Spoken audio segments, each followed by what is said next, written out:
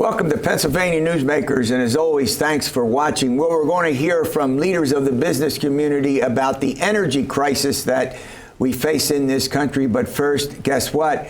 The primary election goes on. We'll get to that and other subjects after these words. Welcome to the fast-paced and unrehearsed weekly discussion featuring the leaders who help shape your world. Join us as we address the issues that impact you each and every day. This is Pennsylvania Newsmakers. And now, here's your host, Terry Madonna. Well, we're going to start with a couple of reporters to chat about this primary election that seems endless because it is endless. Joining me to do that is Stephen Caruso. He's the Capitol reporter for Spotlight PA. And Tom Lehman, he's the Capitol reporter for WGAL News 8.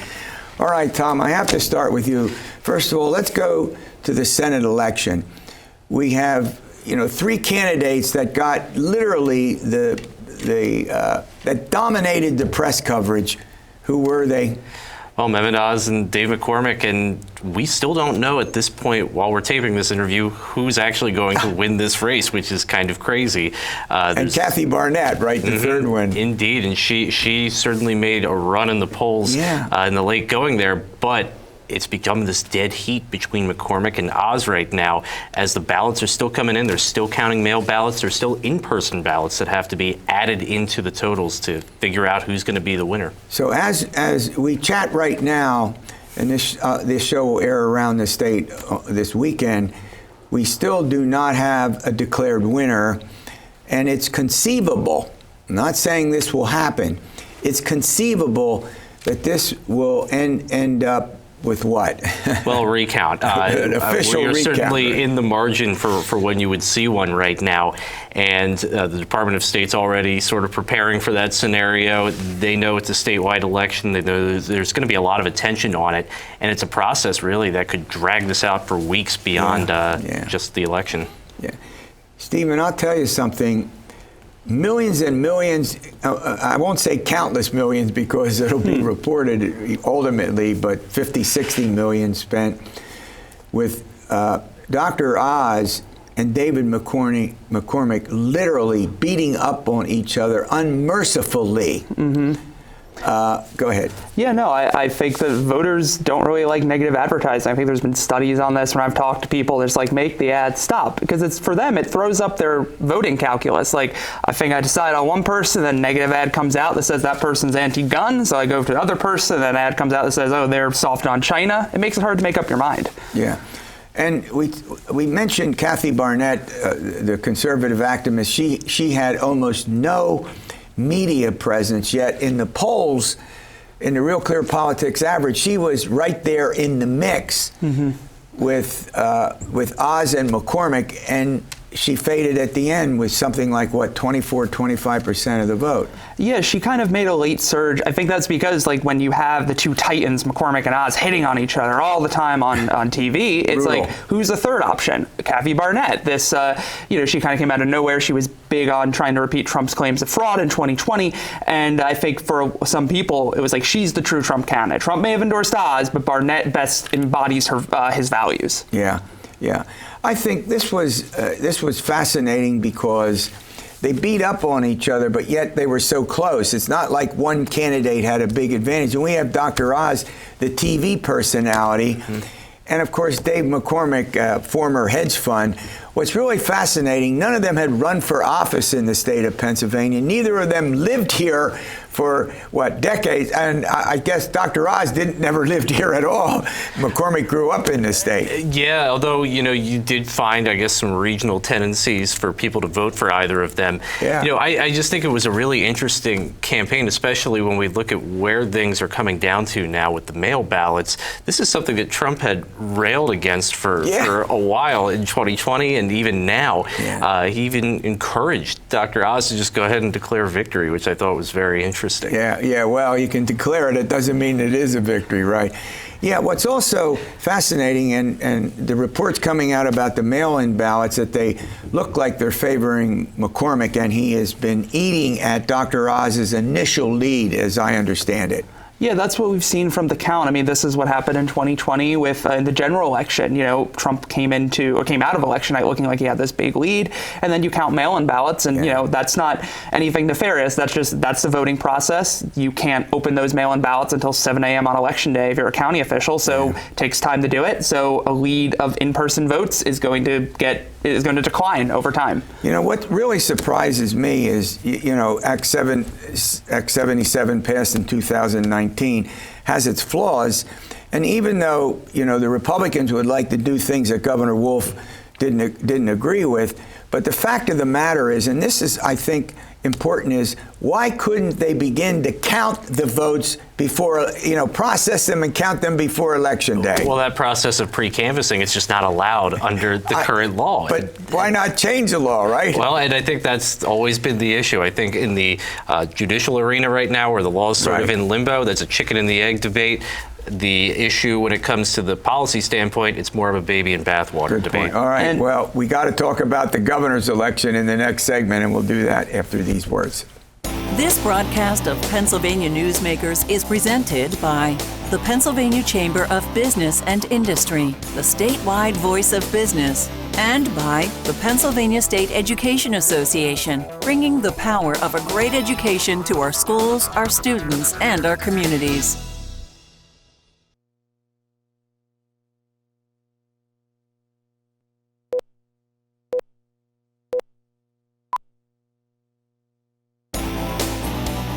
This broadcast of Pennsylvania Newsmakers is brought to you by the Pennsylvania Highway Information Association, the go-to source to learn about transportation projects and issues.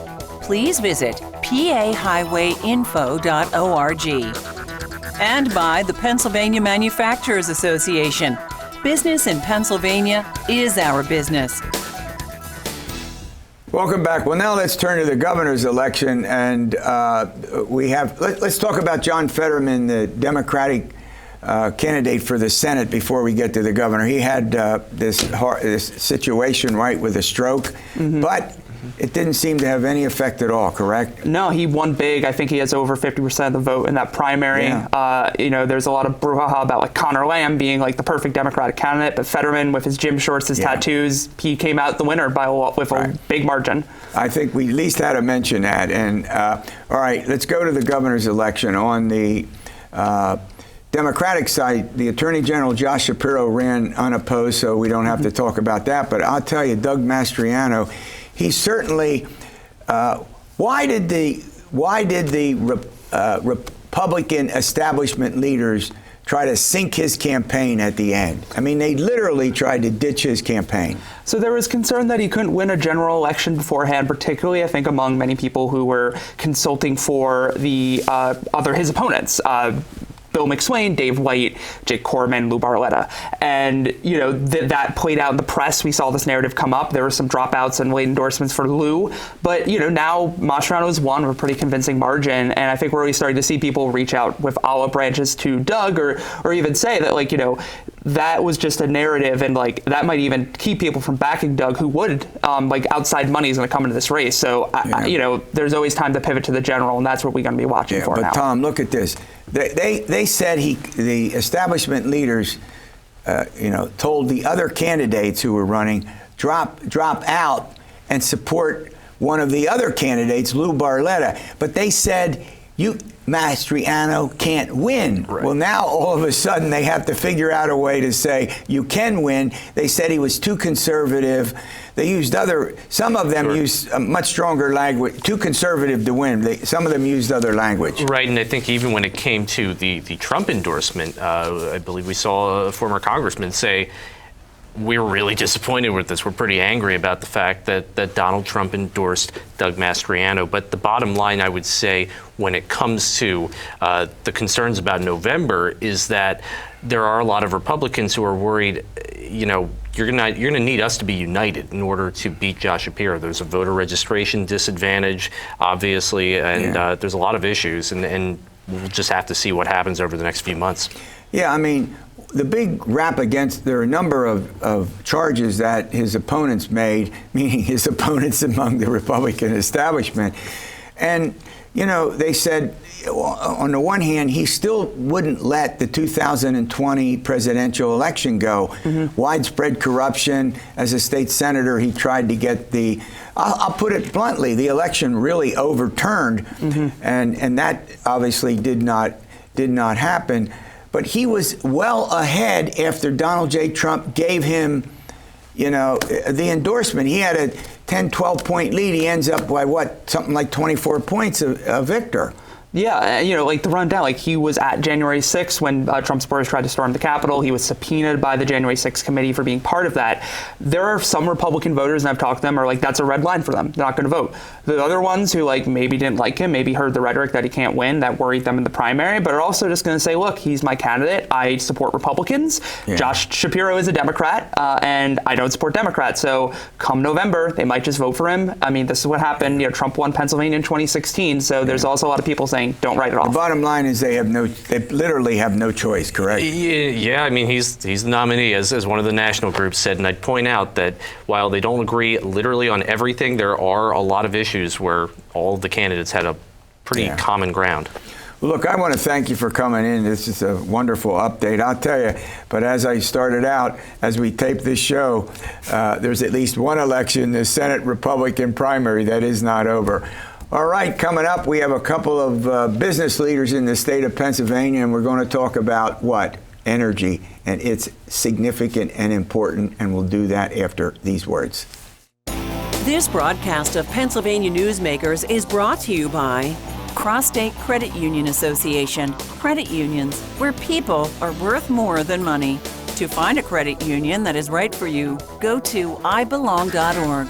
And by the Energy Association of Pennsylvania, Pennsylvania's energy information source.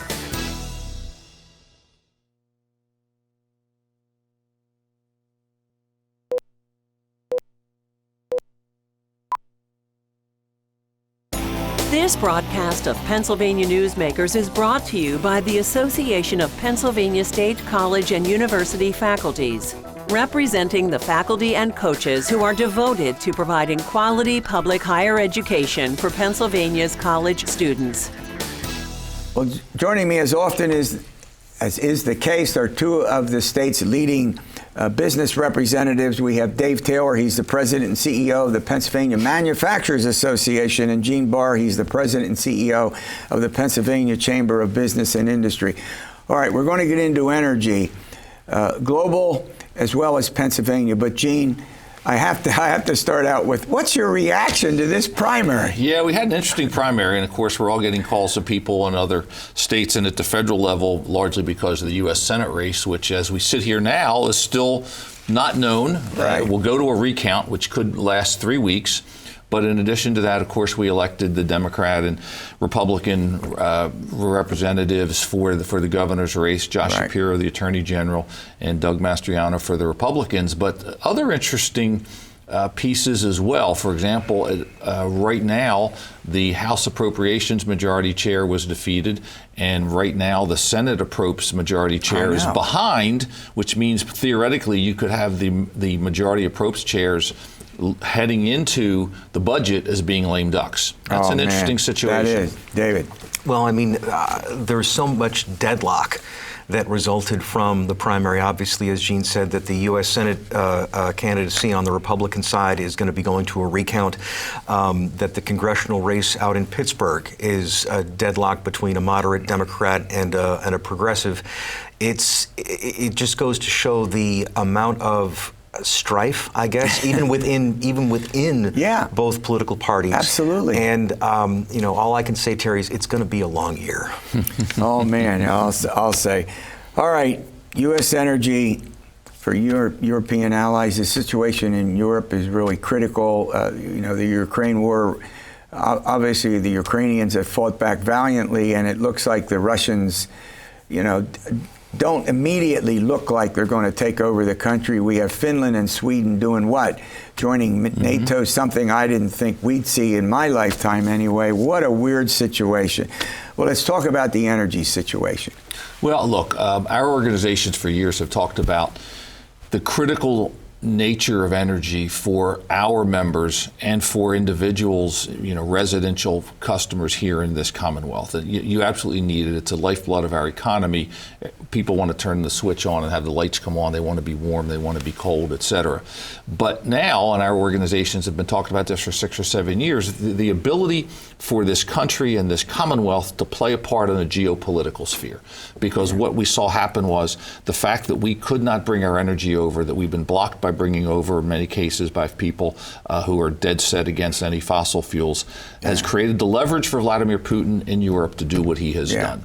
Well, the Europeans are strongly against what the Russians are doing in Ukraine, but guess where they get their what? Well, and being able to produce energy is an instrument of national power, a measurement of national power. And this is what Putin has brought to bear to make his country influential. And so even as he has committed this act of naked aggression against the Ukrainians, that the European powers who want to resist, they find themselves compromised. The only way that we are going to disentangle them from these relationships with Putin is to expand U.S. exports. And again, here in the Northeast, Pennsylvania is the state with the biggest energy reserves. But if we can't get it to market, then it's moot. All right, we're going to run to a break. When we come back, you brought up a great subject, and that is Pennsylvania's petroleum and natural gas industry, its significance, and we'll do that after these words. This broadcast of Pennsylvania Newsmakers is brought to you by the Pennsylvania Medical Society. Inspired physicians committed to the good health of Pennsylvanians and the advancement of the practice of medicine.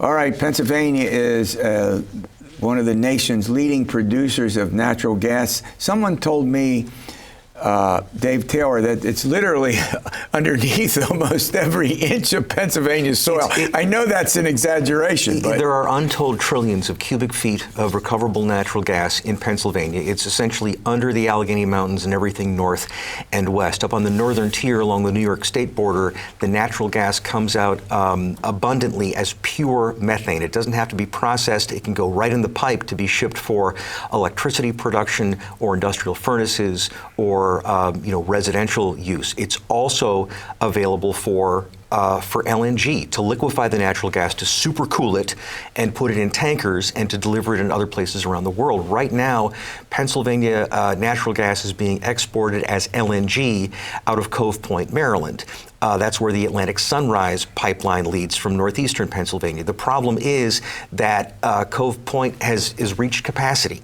And so unless we build out more pipeline and a new LNG terminal someplace. The Keystone Pipeline? Well, the Keystone Pipeline was for Canadian Petroleum to get it to Louisiana. But to have a means of getting this abundant Pennsylvania natural gas to market, but especially to get an LNG terminal on the Delaware River, we need to do these things not only to help our European allies, to project strength on behalf of the U.S., but also this is Pennsylvania jobs all the way down. And also one of the key ways to fight inflation is to maximize domestic energy production to try to drive prices down, because high energy prices make inflation much worse. Gene, let's talk about carbon emissions, which we often hear about, and natural gas. Go ahead. Pennsylvania's done a phenomenal job already reducing our carbon emissions, along with all the other what are called criteria pollutants, sulfur dioxide, nitrous oxides, et cetera. Phenomenal job over the recent decades. And we have cut our CO2 emissions. Our CO2 emissions have been cut by the use of natural gas. It has been responsible for far more CO2 emission reductions than has wind and solar. Doesn't mean wind and solar don't play a part in this, but because of the utilization of natural gas, we have done a much better job of driving that down. In fact, natural gas makes wind and solar possible for on those days when the sun doesn't shine and the wind doesn't blow. You need something to provide your power. Natural gas provides that. And so it is, as you've noted, an absolutely critical piece for Pennsylvania's economy. And as we've said, now an incredible piece in terms of national security. And unfortunately, at the national level here in the U.S., we have what I'll call an incoherent energy policy. We say, well, we're going to make these places available for you. Then you don't permit them. You don't allow that. Or you pull the leases back. Or you say, hey, in 5 years, we're not going to have any more natural gas. Well, if you're going to go in that business, are you going to put billions of dollars in if someone has stated their intention of eliminating your business in 5 years? You're not. As you know, I spent 20 years in that industry, and we heard for years, how come we have to buy oil and natural gas from people who don't like us? We now have the ability to completely, and have turned it on its head. But in the last year, we've seen that decline. And we've seen the decline in that industry. We need to build it back, and we can be environmentally responsible. And in fact, we are more environmentally responsible here in this country than in other places where that's produced. Yeah. David, what's the industry's response to President Biden's point? He says, well, it's the natural gas owners that are ripping people off by, big salaries, and they have the capacity to produce it. They're just not producing it. Well, that's total nonsense. And I don't know. I mean, I can't even elaborate on the point because none of that's true. I mean, the fact is that these are global commodities that are globally priced, and that when this administration in Washington has done everything in its power to suppress domestic production, to suppress new transmission, and, like Gene said, yanking leases, shutting down pipelines, I mean, that's just nonsense. If you make something more scarce, the price goes up. If you want the price to come down, you need to deliver more of it. Yeah. Gene, is there unity within the Pennsylvania political community on this, Democrats and Republicans? There's more and more. It's funny. I think it used to be more divided. More Democrats have come on. And interestingly, many more building trades have now come out because they have seen what it has delivered for their members. They have seen the ability to deliver good family-sustaining careers as part of this. And there's still outliers who support things like, well, we have to do RGGI, we have to do that. RGGI will simply put our economic hands in the hands of the governors of New York and New Jersey. But more and more Democrats have come on to where they have seen the benefits of domestic energy, what it means to jobs, what it means to keeping prices lower, what it means to our national security, and what it means to developing the economy. So more and more are coming on and seeing that. I mean, one of the arguments is that you can work on wind and solar and alternatives, but we have a situation right now that literally demands that we increase the production of natural gas. Well, I mean, we're talking about scale. We're talking about the ability to deliver again, trillions of cubic feet of natural gas, an enormous amount of energy, whereas these other sources that you're talking about, well, first of all, it wouldn't be possible to manufacture those technologies without fossil fuels, without natural gas. And maybe there'll be technological breakthrough someday. It hasn't happened yet. Well, look, I want to thank you for coming in for the update. All right, we'll see you next week for another edition of Pennsylvania Newsmakers. And as always, stay well, and perhaps we'll have an answer to who won the U.S. Senate Republican primary.